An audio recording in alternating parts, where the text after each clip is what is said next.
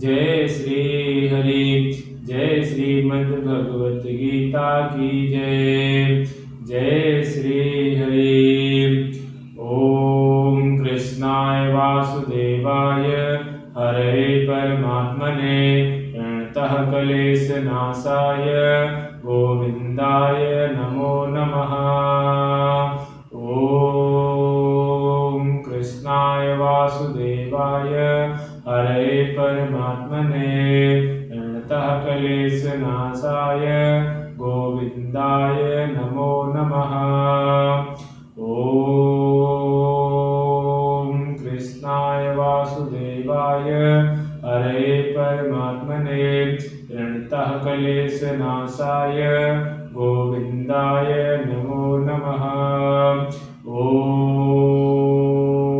कृष्णाय वासुदेवाय हरे परमात्मने प्रणतः क्लेशनाशाय गोविंदाय नमो नमः। ओम कृष्णाय वासुदेवाय हरे परमात्मने प्रणतः क्लेशनाशाय गोविंदाय नमो नमः। जय श्री कृष्णा। जय श्री कृष्णा। जय श्री कृष्णा। जय श्री कृष्णा। जय श्री कृष्णा। जय श्री कृष्णा। जय श्री कृष्णा। जय जय श्री कृष्णा। जय जय श्री कृष्णा। जय जय श्री कृष्णा। अथः षष्ठोऽध्यायः।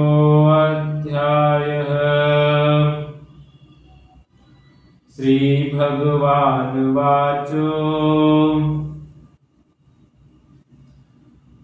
श्री भगवान बोले, जो पुरुष कर्म फल का आश्रय ना लेकर करने योग्य कर्म करता है वह सन्यासी तथा योगी है, और केवल अग्नि का त्याग करने वाला सन्यासी नहीं है, तथा केवल क्रियाओं का त्याग करने वाला योगी नहीं है।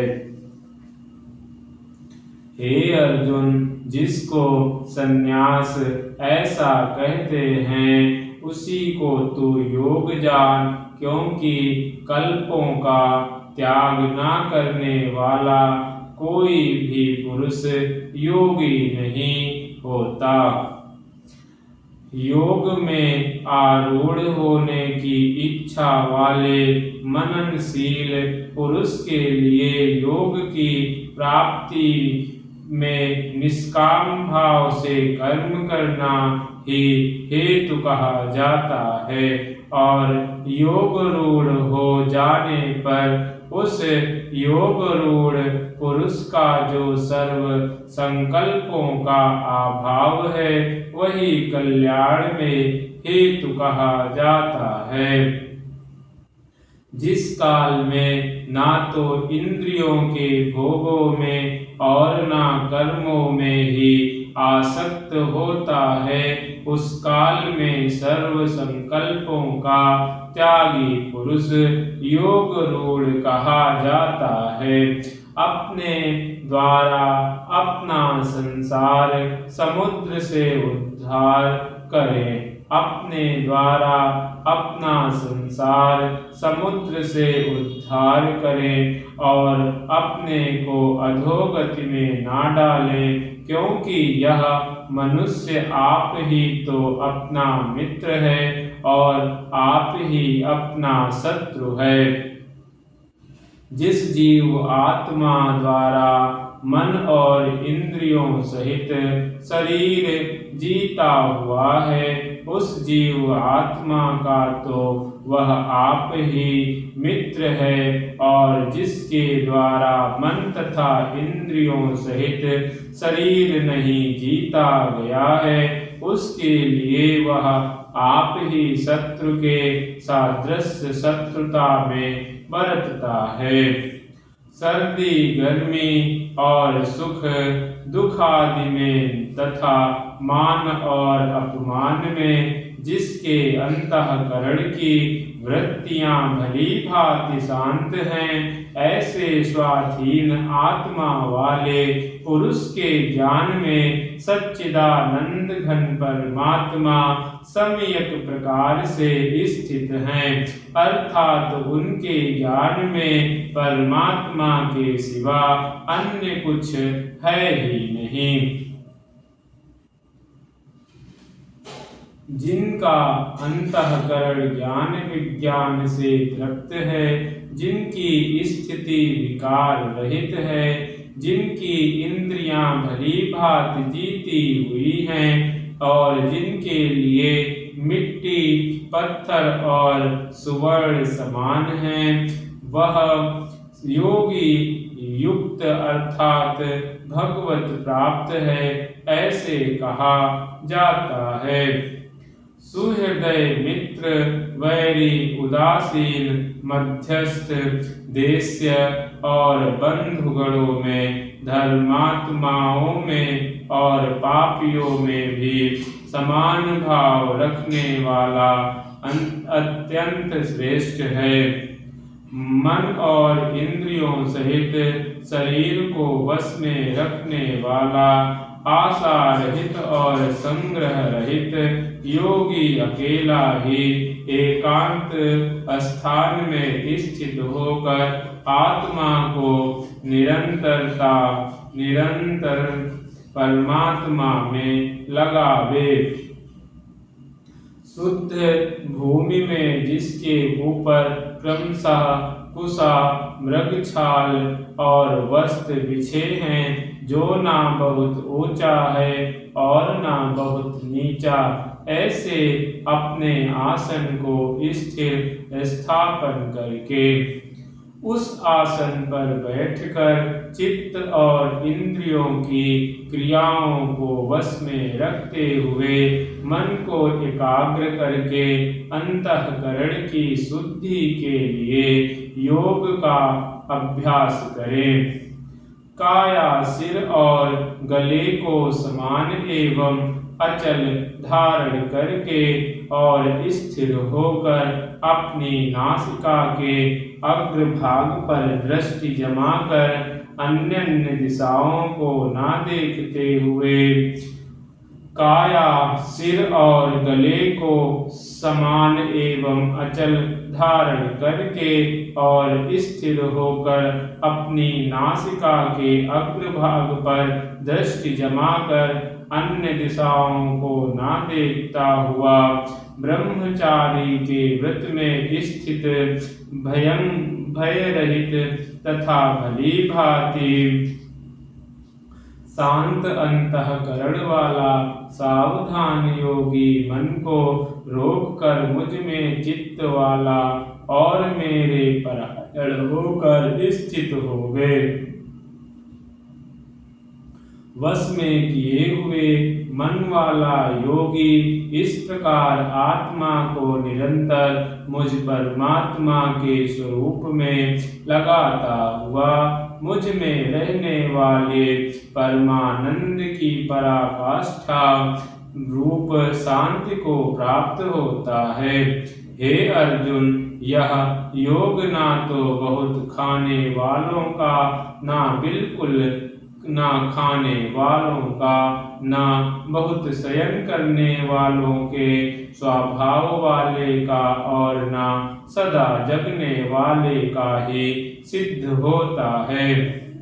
दुखों का नाश करने वाला योग तो यथा योग्य आहार विहार करने वाले का, कर्मों में यथा योग चेष्टा करने वाले का, और यथा योग सोने तथा जगने वाले का ही सिद्ध होता है। अत्यंत वश में किया हुआ चित्त जिस काल में परमात्मा में भली भांति स्थित हो जाता है, उस काल में संपूर्ण भोगों से इस प्रकार रहित पुरुष योग युक्त है, ऐसा कहा जाता है। जिस प्रकार वायु रहित स्थान में स्थित दीपक चलायमान नहीं होता, वैसी ही उपमा परमात्मा के ध्यान में लगे हुए योगी के जीते हुए चित्त की कही गई है। योग के अभ्यास से निरुद्ध चित्त जिस अवस्था में उपराम हो जाता है और जिस अवस्था में परमात्मा के ध्यान से शुद्ध हुई सूक्ष्म बुद्धि द्वारा परमात्मा को साक्षात करता हुआ सच्चिदानंद घन परमात्मा में ही संतुष्ट रहता है। इंद्रियों से अतीत केवल शुद्ध हुई सूक्ष्म बुद्धि द्वारा ग्रहण करने योग्य जो अनंत आनंद है, ग्रहण करने योग्य जो अनंत आनंद है, उसको जिस अवस्था में अनुभव करता है और जिस अवस्था में स्थित यह योगी परमात्मा के स्वरूप में विचलित होता ही नहीं। परमात्मा की प्राप्ति रूप जिस लाभ को प्राप्त होकर उससे अधिक दूसरा कुछ भी लाभ नहीं मानता और परमात्मा प्राप्ति रूप जिस अवस्था में स्थित योगी बड़े भारी दुख से भी चलायमान नहीं होता, जो दुख रूप संसार के संयोग से रहित है तथा जिसका नाम योग है, उसको जानना चाहिए। वह योग ना उकताए हुए अर्थात धैर्य और उत्साह युक्त चित्त से निश्चय पूर्वक करना कर्तव्य है। संकल्प से उत्पन्न होने वाले संपूर्ण कामनाओं को निःशेष रूप से त्याग कर और मन के द्वारा इंद्रियों के समुदाय को सभी ओर से भली भांति रोक कर क्रम से अभ्यास करता हुआ उपरति को प्राप्त हो तथा धैर्य युक्त बुद्धि के द्वारा मन को परमात्मा में स्थित करके परमात्मा के सिवा और कुछ भी चिंतन ना करे। यह स्थिर ना रहने वाला और अचल मन जिस शब्दादि विषय के निमित्त से संसार में विचरता है, उस विषय से रोक कर यानी हटाकर इसे बार बार परमात्मा में ही निरुद्ध करे। क्योंकि जिसका मन भली प्रकार शांत है, जो पाप से रहित है और जिसका रजोगुण शांत हो गया है, ऐसे इस सच्चिदानंद घन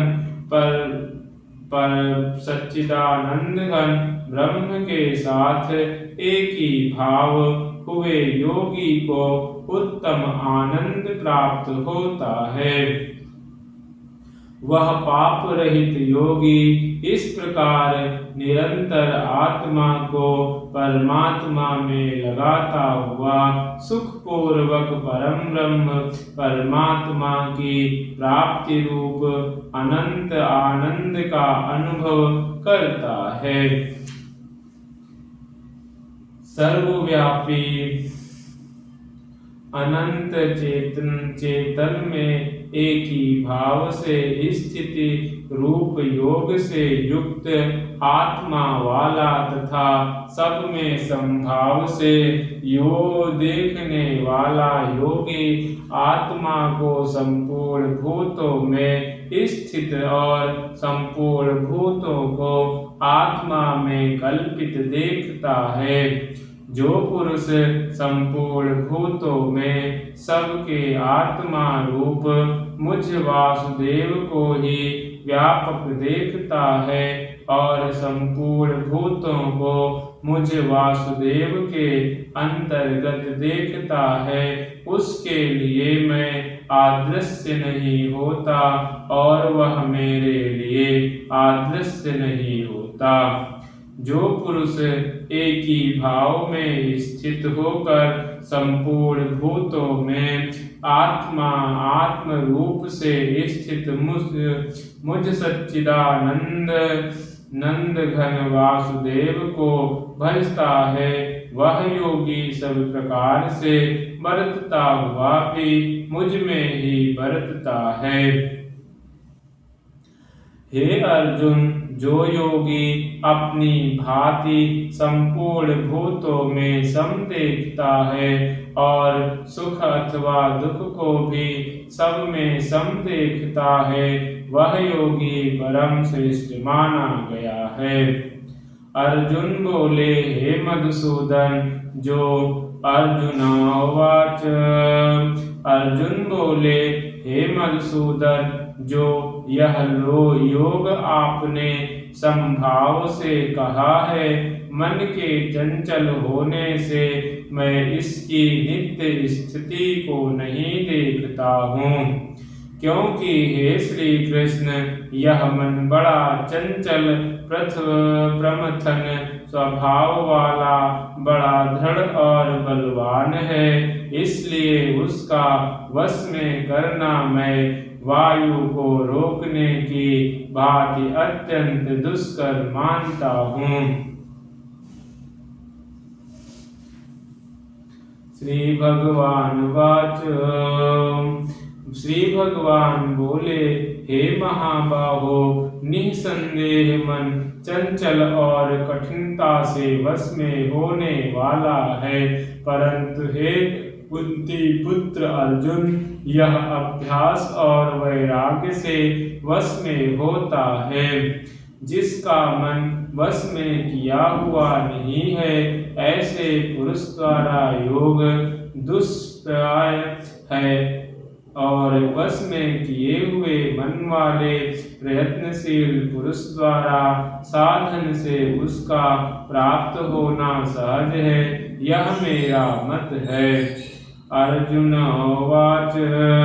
अर्जुन बोले, हे कृष्ण, जो योग में श्रद्धा रखने वाला है किंतु संयमी नहीं है, इस कारण जिसका मन अंत काल में योग से विचलित हो गया है, ऐसे साधक योगी योग की सिद्धि को अर्थात भगवत साक्षात्कार को ना प्राप्त होकर किस गति को प्राप्त होता है।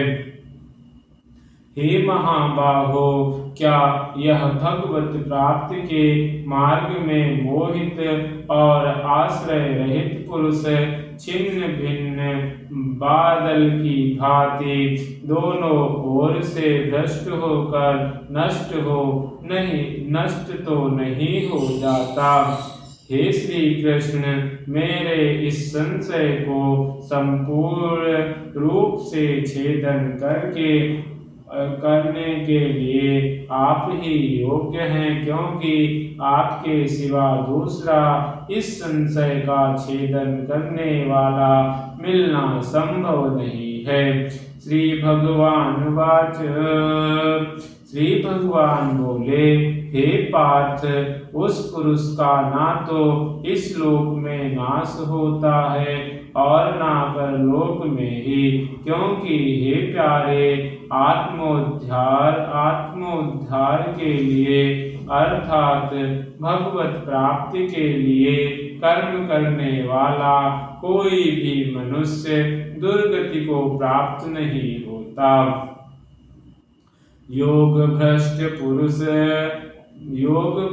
पुरुष पुण्यवानों के लोकों को अर्थात स्वर्ग आदि उत्तम लोकों को प्राप्त होकर उनमें बहुत वर्षों तक निवास करके फिर शुद्ध आचरण वाले श्रीमान पुरुषों के घर में जन्म लेता है, अथवा वैराग्यवान पुरुष उन लोकों में ना जाकर ज्ञानवान योगी के ही कुल में जन्म लेता है।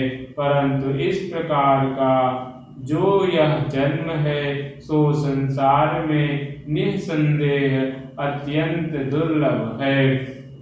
वहाँ उस पहले शरीर में संग्रह किए हुए बुद्धि संयोग को अर्थात संबुद्धि रूप योग के संस्कारों को अनायास ही प्राप्त हो जाता है। और हे कुरुनंदन, उसके प्रभाव से वह फिर परमात्मा की प्राप्ति रूप सिद्धि के लिए पहले से भी बढ़कर प्रयत्न करता है। वह श्रीमानों के घर में जन्म लेने वाला योग भ्रष्ट पराधीन हुआ भी उस पहले के अभ्यास से ही निसंदेह भगवान की ओर आकर्षित किया जाता है, तथा समबुद्धि रूप योग का जिज्ञासु भी वेद में रहे हुए सकाम कर्मों के फल को उल्लंघन कर जाता है। परंतु प्रयत्न पूर्वक अभ्यास करने वाला योगी तो पिछले अनेक जन्मों के संस्कार बल से इसी जन्म में संसिद्धि होकर संपूर्ण पापों से रहित हो फिर तत्काल ही परम गति को प्राप्त हो जाता है। योगी तपस्वियों में श्रेष्ठ है, शास्त्र ज्ञानियों से भी श्रेष्ठ माना गया है, और सकाम कर्म करने वालों से भी योगी श्रेष्ठ हैं। इससे हे अर्जुन, तू योगी है। संपूर्ण ज्ञानियों में भी जो श्रद्धावान योगी मुझ में लगे हुए अंतरात्मा से मुझको निरंतर भजता है, वह योगी मुझे परम श्रेष्ठ मान्य है। ओम तस्सदिति श्रीमद्भगवत गीतासु उपनिषत्सु ब्रह्म विद्या योग शास्त्रे श्री कृष्ण अर्जुन संवादे आत्म संयम योगो नाम षष्ठो अध्यायः। जय श्री कृष्णाय नमः। जय जय श्री कृष्ण।